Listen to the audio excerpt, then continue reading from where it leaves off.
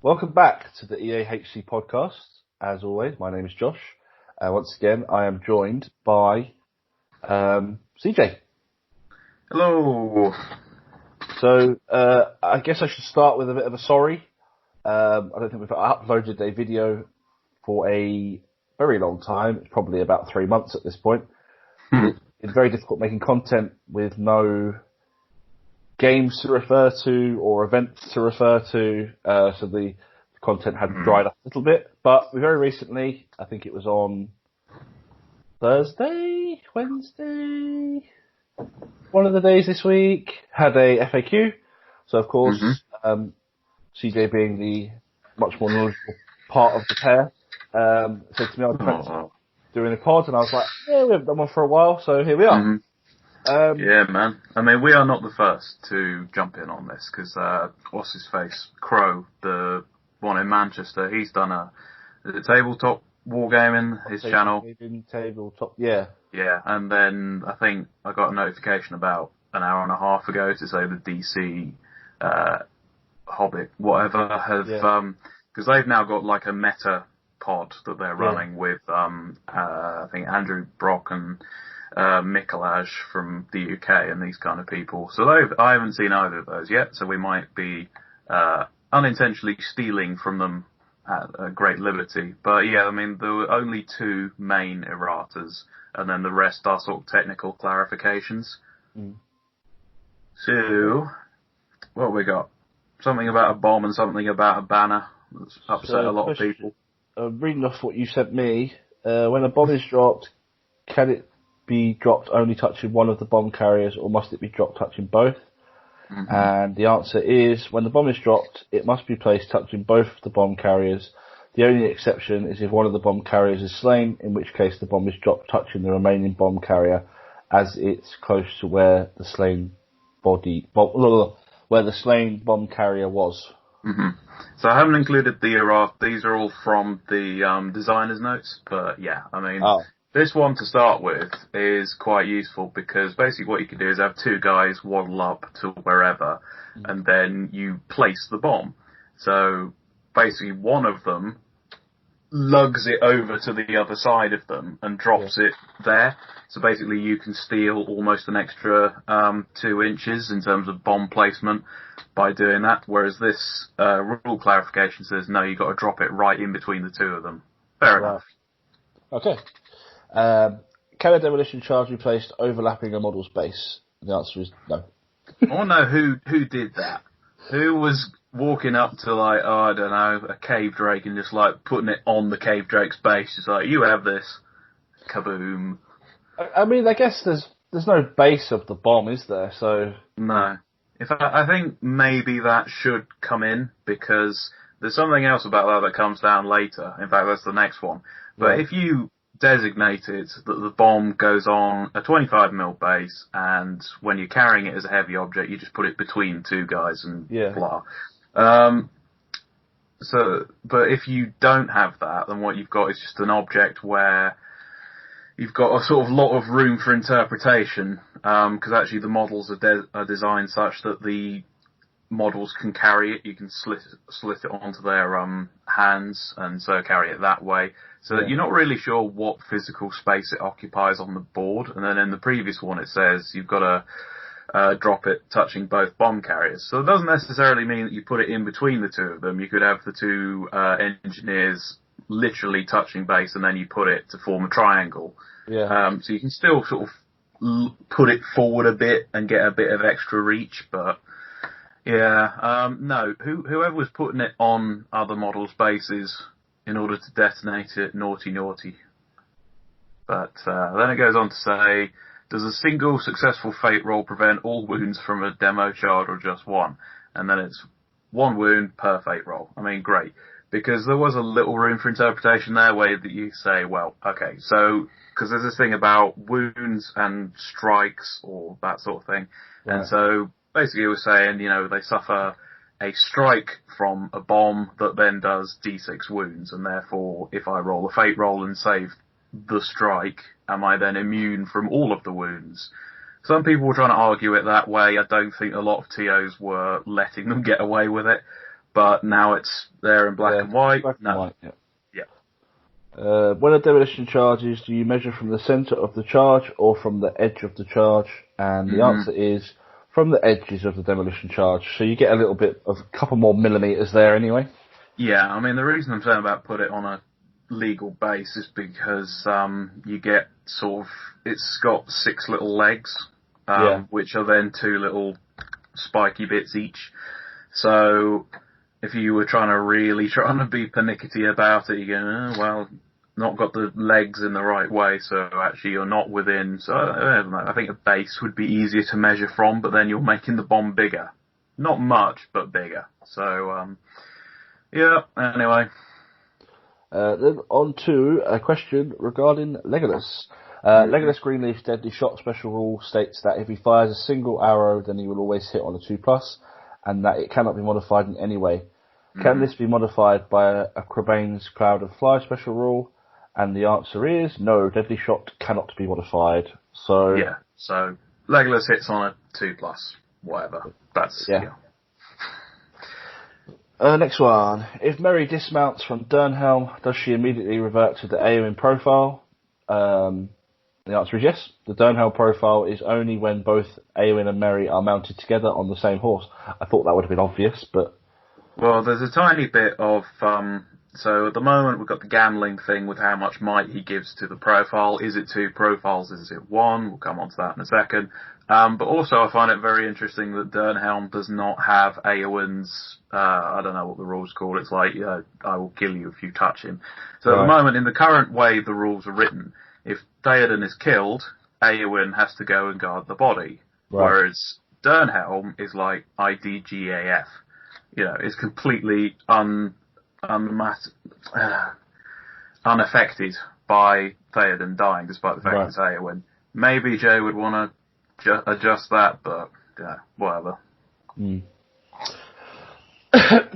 What happens if a model that can kill models by moving into them, such as a Warbeast or an Iron Hills Chariot, tries to do so as they enter the board via the Maelstrom of Battle deployment, but fails to kill the model whilst not completely on the board? Oh god. A model that moves in this way must be completely on the board before attempting to kill any models via its special rule, such as a Warbeast using their Trample special rule. So in Maelstrom... I've just turned it off. Oh. In Maelstrom you can't just, arrive behind a warband and flatten them, which I have done. I used an Iron Hills Chariot for giggles. I think at the last tournament I did before, the world as we knew it changed. But, we had a Maelstrom, and the guy brought his leader on and his warband, and then I was like, right, the chariot is arriving here, and lawn-mowed through his entire warband. So now, under the new stipulation, I've got to come on somewhere else and then turn and hit him. Right. Which is fine, to be honest, because you also wind up with that weird thing of if you hit something and don't kill it, then you've got, a model with half the base off the table. So, fair dues. Does that a different problem arise from that scenario? If you were to come on, turn, don't kill the first model, because you can't charge technically the turn you arrive. No, but trampling doesn't count as charging, so you're allowed to just go on your merry way with that. In terms of the way that Warbeasts and Chariots work anyway, their bases are so long that basically you use the full movement to just get on the board. Right. Because then you've got that whole thing about Mumak pivots and goes, whereas a Chariot goes a little bit at a time in a kind of... so you're just not going to have enough movement to do any trampling on the first turn. You can do your little crossbow or the archers out the howdah, but yeah. Okay. Good adjustment. In scenarios where models deploy within 6 inches of the warband's captain, if a player wishes to deploy models on an elevated piece of terrain higher than the warband's captain, does the model need to be within 6 inches of the warband's captain or the captain's base? Any part of the captain's base... I've definitely not done that before with goblins, where you're like, okay, the captain is at the foot of this cliff and his warband is up the top of it. Fair enough. There was a little bit to do with banners as well. I don't know if that's in later, where with a banner, if you are within 3 inches of the base is now the ruling, whereas, so if you've gone up a tower or something, then you're limited to that. It's Right. fair enough. I don't know who was abusing this as a situation. I mean, I've always Me. measured from the base rather than from the banner.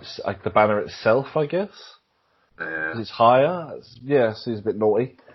Question: in the assassination, if I choose a siege veteran as my assassin, do I still score victory points for killing my target with the siege engine? And the answer is they will only count as killing the target if it is killed by the initial shot, not by the damage caused by the area of effect, piercing shots, and so on. Yeah, that cropped up in the GBHL a few times, and it's good they've addressed that. And that makes sense. Yeah. Because otherwise, it's far too... If you can just do the slash damage, then that's really, really good. But actually, you've got to roll to hit, and then you've got to roll to scatter, and you've got to hit, and then you've got to do the wound. So actually, it's more difficult. Lots of people were saying, "Oh, what about my Iron Hills Ballista, my Uruk Ballista, my Mordor Catapult? Can I use them as the assassin?" And this is the first FAQ since we had the major match playbook out. So good. Right. If a model has declared a heroic march, can they be compelled, commanded to charge an enemy model? No. Model that has declared a heroic march may not charge that turn, even if moved by another model. Sorry. That's quite interesting, but that's very easy to get around. You just pull them forward and then hit them. You don't just, instead of pulling them into combat with one of you just pull it forward and then hit it with something of your own. So, I mean, unless the thing's terrifying, that doesn't make a huge amount of difference. But surely you could just do the old, you march, if they march. Yeah, okay, it's different. Question: if a model fails its courage test to charge an invisible model, can it still move as normal, including charging a different target? The answer is yes. Unlike a courage test to charge a terrifying model, this courage test is simply to see if the model can see the invisible model. As such, if a model fails this courage test, it only means they are unable to locate the invisible model and may continue the rest of their turn as normal, though they may not attempt to charge the invisible model again that turn. Alright, good. Because, pretty good. It was basically giving ring bearers, terror, with the added stipulation of however far away from it you are, and then, so it made them a lot stronger, maybe, than that rule should. I mean, you go D&D route and you're like, I'm going to roll 20 for a perception check. It's interesting that they use the courage value, because that's, if you were going to go that kind of thematic route, then maybe you're thinking, oh, I'm scared because there's an invisible thing that's attacking people. Yeah. Whereas if it's now been clarified to say this is a check to see if they can see it, then that makes less sense to me that they use courage, because then you're sort of penalising goblins and whatever, whereas elves are like, oh yes, they got keen eyes and whatever. So maybe you could standardise that and say you got to roll a 5+, and then you've noticed the invisible thing and you can charge it. But for what it is for now, it's a good step in the right direction. Yeah.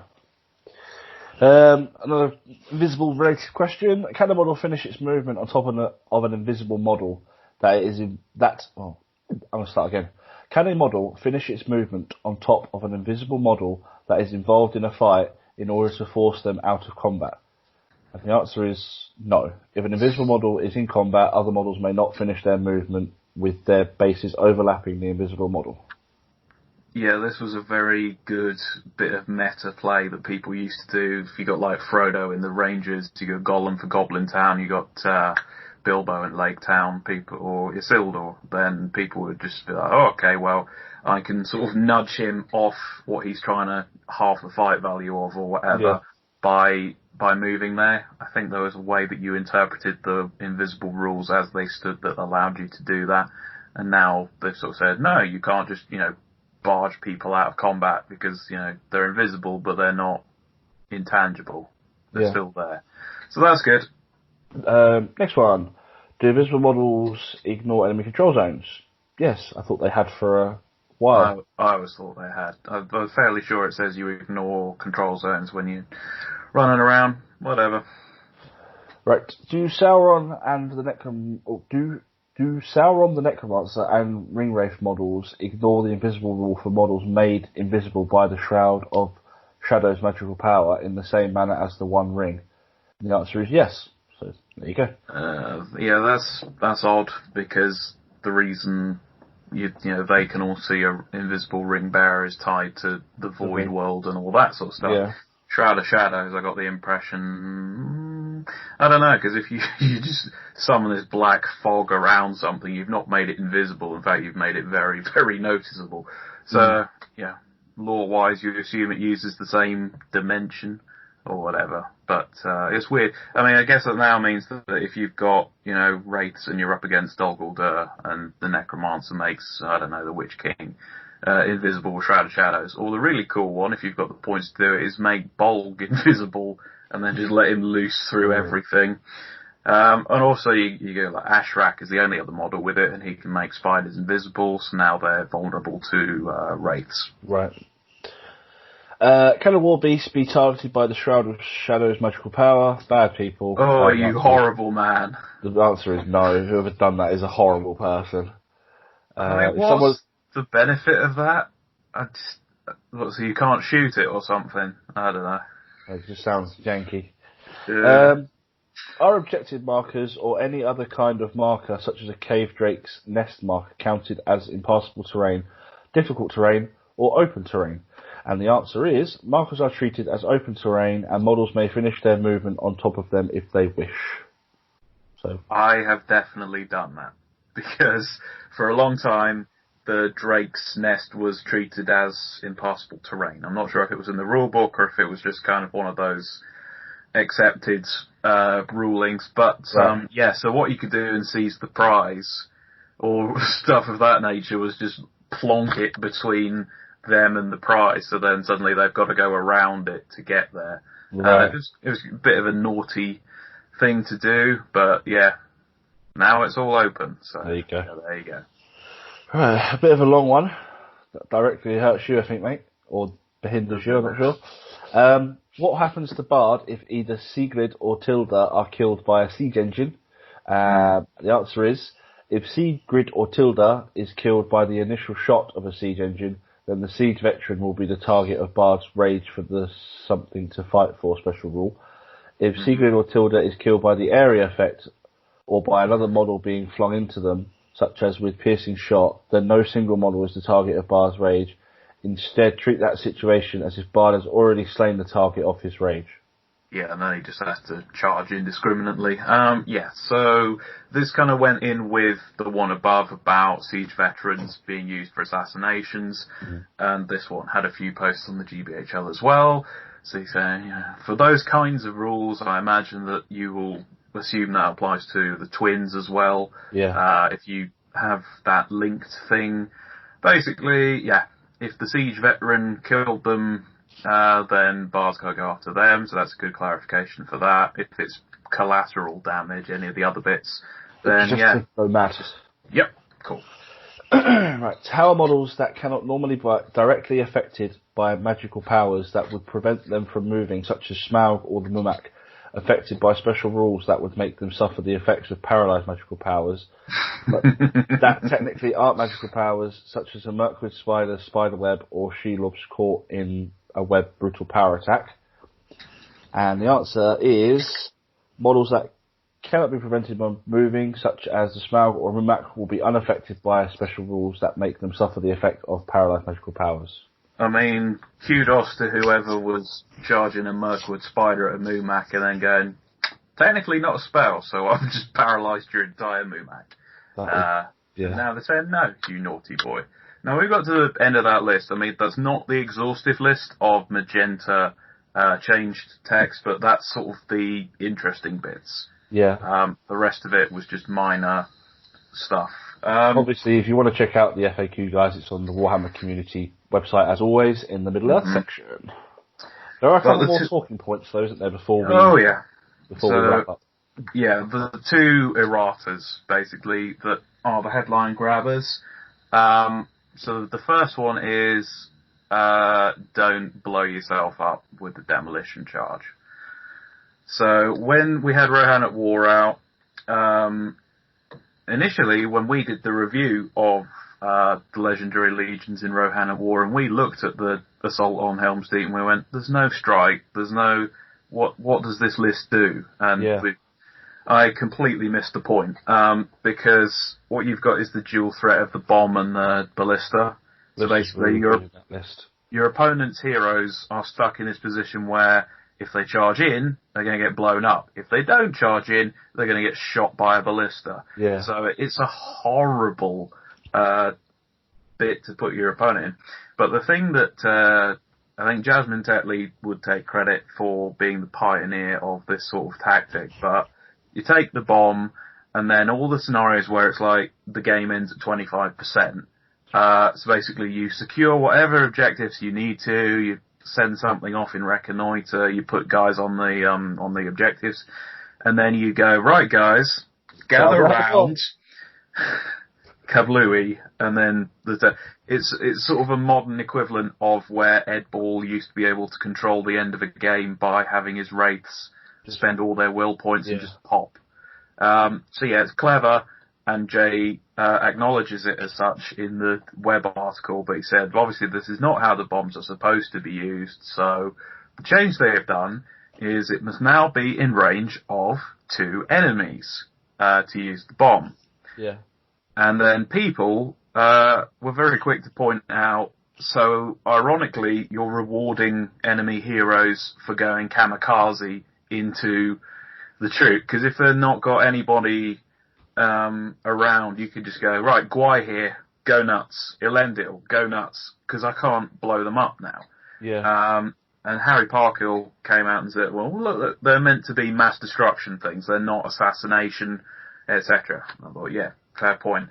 But I just thought, my initial reaction was, you're just exchanging one fast for another. So I can't blow myself up 36 inches back at the board.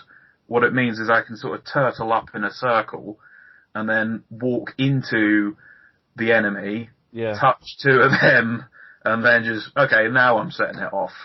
And because the bomb goes off before any heroic combats, you've got no ability to stop that happening. So... there you go. So requires a little bit more movement, but ultimately it's the same thing. Yeah, the other thing to point out is that they were saying, okay, well, I'll just space out my heroes then.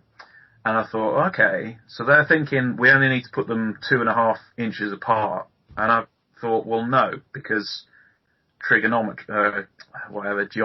All I need to do is get the bomb forward enough that it's in range of the 2 of them. Yeah. So, in actual fact, you've got to keep them almost 4.5, 5 inches apart, because I can then still put the bomb in between the 2 of them and blow them sky high. So then what you've got is a situation where they've got no scatter targets. So if you put everything 5 inches apart, then I'm going to hit you on a 4+ re-rolling hit, and then I've got scatter, which is a 2+ to hit now, which I can still re-roll. So, yeah, if you've still got the ballista and the whatever, because the ballista has the issue of it's still got no minimum range, so it's not restricted to 12 in the way that ballistas and whatever, Iron Hills ballistas and whatever are. Yeah. But it does have the direct line of sight issue. So if you're able to take advantage of terrain or put other models in the way, then that's a way you can counteract that. But the dual threat of the bomb and the ballista is still very, very good. Yeah.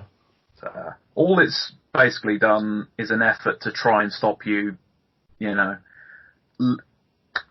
ending the game in such a way that your opponent has no chance to fight back. Right. Has no chance at all. And now they're saying, I don't know if Isengard is playable now, because there was a couple of bomb changes we mentioned at the start, and I thought, I think the thing about the 2 people as well is if you take the demolition charge in an Isengard list on its own, then you can just have Saruman yoink someone forward and then just do it anyway. Mm. So yeah, there's quite a few discussion points going there. But for what it's worth, you pay 80 points, 82 if you got the Flaming Brands, which you probably always should, and So you've got a Berserker and 2 Engineers who are 9 points, 10 with the whatever. So basically for the princely sum of 45-ish points, you wind up with something that can do so much damage, that can level a hero worth many, many times that points. Yeah. They're still very good, you're just going to have to practice using them in the way that you've got to now. Yeah, it just requires a little bit more setup. Mm-hmm. And then the other thing... Big one. Oh yeah. What was it, Josh? The Gamling banner of Doom has changed changed significantly, actually. Still very good. In our group chat, Kieran's already figured it out, so he's still going to be ruining people's lives with that all Rohan Royal Guard Theoden list. But so instead of being able to fill up multiple models mites in a turn? Yeah. Within range? There was no cap to it. If you had no might on a hero and it was within 3 of Gamling, it got a might point back. So there you go. So now the Warhammer article community page says, this is mainly for the Defenders of Helm's Deep, because you've got Haleth and Aldor in that list. So you can basically turn all these 20, 30 point heroes into mighty heroes. Yeah. So Haleth can call infinite heroic defense and therefore grant the bonus so you can have your fight 4 warriors or your fight 5 guard, and is virtually at no risk because he's calling heroic defense every turn for free. Also, you then feed into Aldor, who then got free might every turn to call heroic accuracy, or turn him into a Narzug where he's got, is it Narzug with the bow? Yeah. Yeah. So, where he gets a free might every single turn, and then when the lines clash, you can just use him as the heroic move caddy. Meanwhile, Gamling's, filling himself full of might, and he can call heroic defense every turn, so the banner is pretty much impervious to destruction. And Theoden, similarly, so you're basically chumping out 4 might a turn.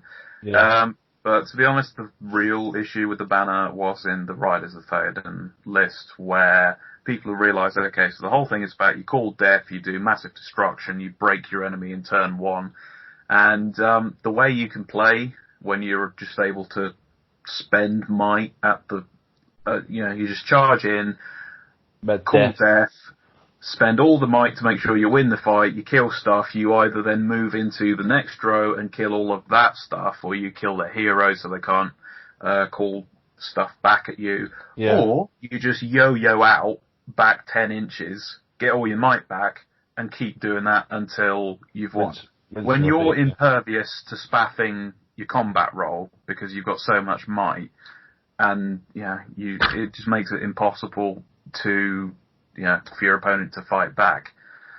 So at least it stops that tactic where you're just yo-yoing off them continuously. You can't really, so you're going to have to be more strategic about. I don't think I've ever seen Kieran do that. He normally just charges and then charges again, and it's like the game's done in 2 turns. Yeah. So but that has a slight element of risk of where you could lose the roll-off for the heroic move on the second turn. But at least there's a chance for your opponent in that. But I have seen a lot of meta competitive players saying, no, this is how you do it, because then they never get a chance to fight you back. True. So then it's kind of like the triple Wrath scenario we had a year ago where, you just you win, you can stand up. Oh, okay. So unless you had something like a siege engine is a good counter to that, because they don't have any cheap stuff for you to scatter onto, but you can still, in a lot of cases, you're a low model army, and a lot of stuff now is about board control and whatever. But when you've got Royal Guard who can reliably just sort of sit there and defense 6, and they just, they're not going to run as long as Theoden arrives. Fair enough. It's still a top 5 army, I reckon, but at least 100%. It's not tier 0, which is what Rangers are, and nobody will stop them. And they got more models coming out. So, please, I hope there's a change to their list somehow in the Quest rulebook. I got a discussion with Dewey Evans where we were saying about you could reduce the warband size of the heroes in that list by 3. You could say that only Faramir's warband itself can have full Rangers. Or you could say that you've got to take the 3 hobbits as part of that list. The annoying thing about that that list, if it's directly from the films, which a lot of the legendary legions are, is there are just normal warriors of Minas Tirith there too. I think they should have to be included in some way, but I'm a bit fearful for Damrod actually, because if Mablung and oh God help me, what's the other one? I have no idea, mate. Very out of the loop. If those two have good Heroics, special rules or heroics, yeah, then Damrod just has no selling point anymore.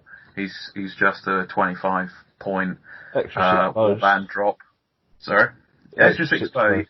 But then if I can take Mablung, because he'll have, I don't know, something like, the shackles rule that the ruffians do, because he's their captor, or the other one might have the ambush deployment from Goblin mercenaries. That would make sense for that kind of list. So I would then be going, okay, so my list is now Faramir, Madril, the other two, and then Damrod if I've run out of stuff. And even at that point, you think I've got so many rangers. What I want instead is a captain of Minas Tirith on horse with a shield and a lance to do some killing. Yeah. If I need it to. Damrod might get squeezed out. We'll see what happens in the quest book. Obviously that's been delayed. But the thing about the gambling situation was just the reaction to it. So there was a huge amount of people, including Rohan players, who said, needed to be balanced. I'm glad it's happened. Yeah. Because, under the previous rule, if you take a banner, it's worth 25 points. You've got the fact that it doesn't impede his combat, and then you can maybe balance that against the fact he can't pass it on. But he's got infinite heroic defense to save himself. So then all he needs to do is give out 4-ish might points a game, and he's made up that cost.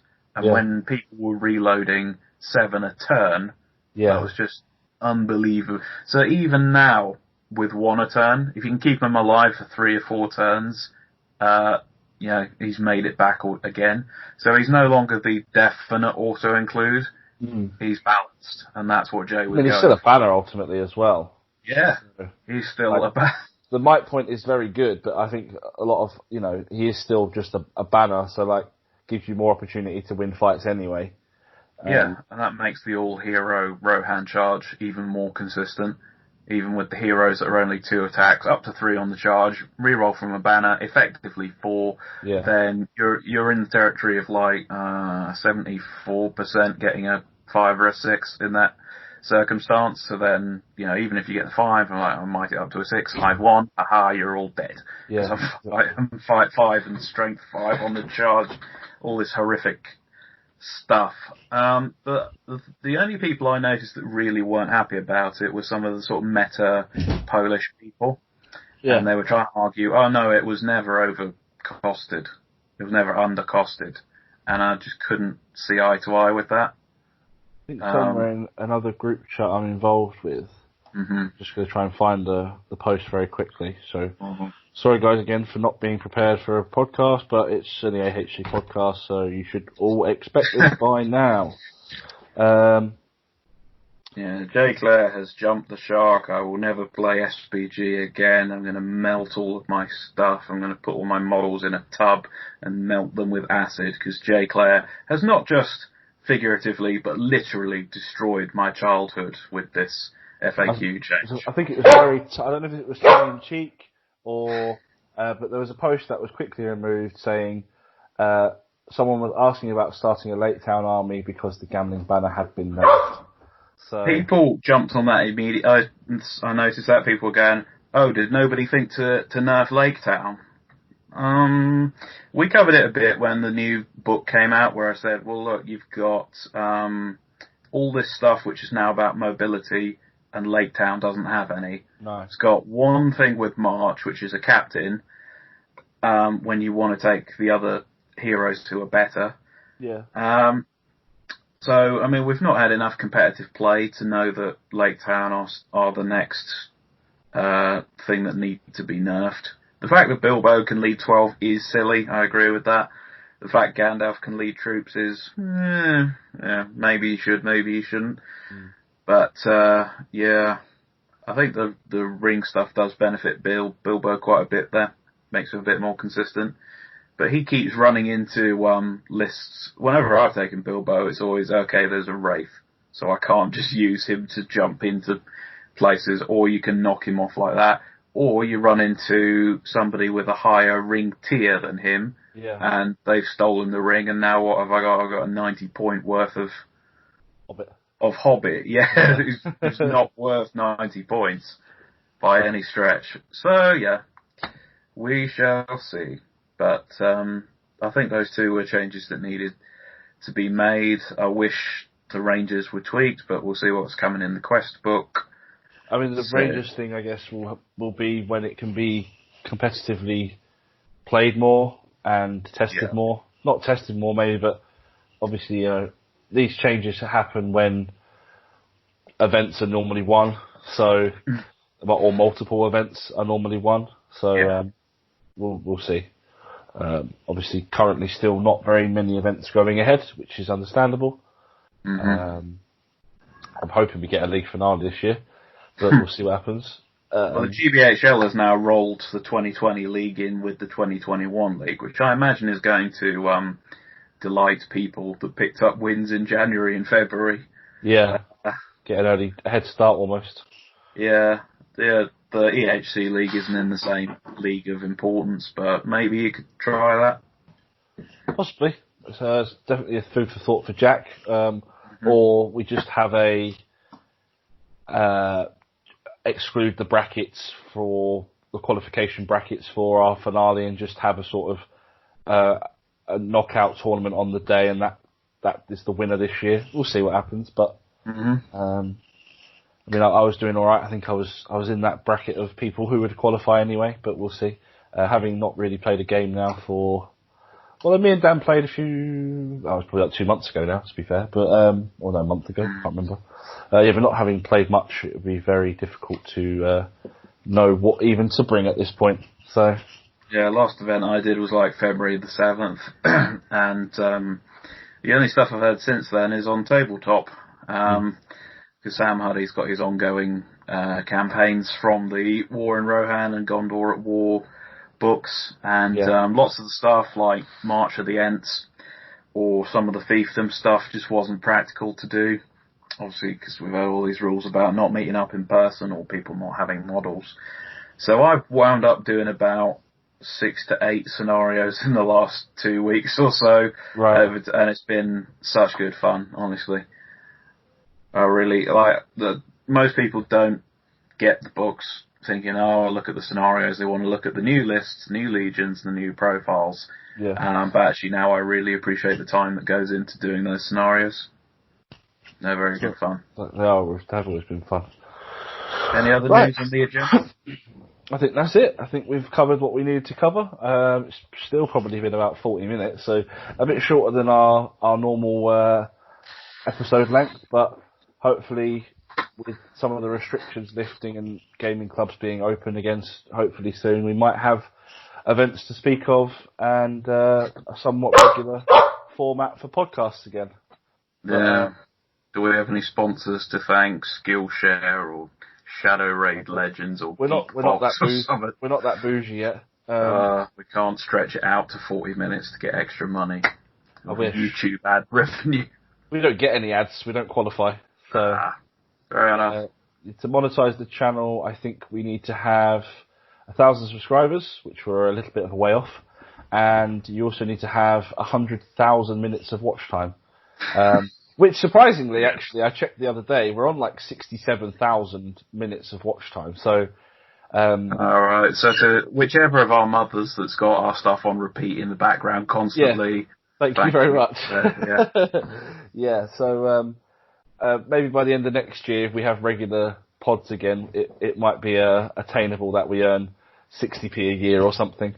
But, it goes into the prize fund.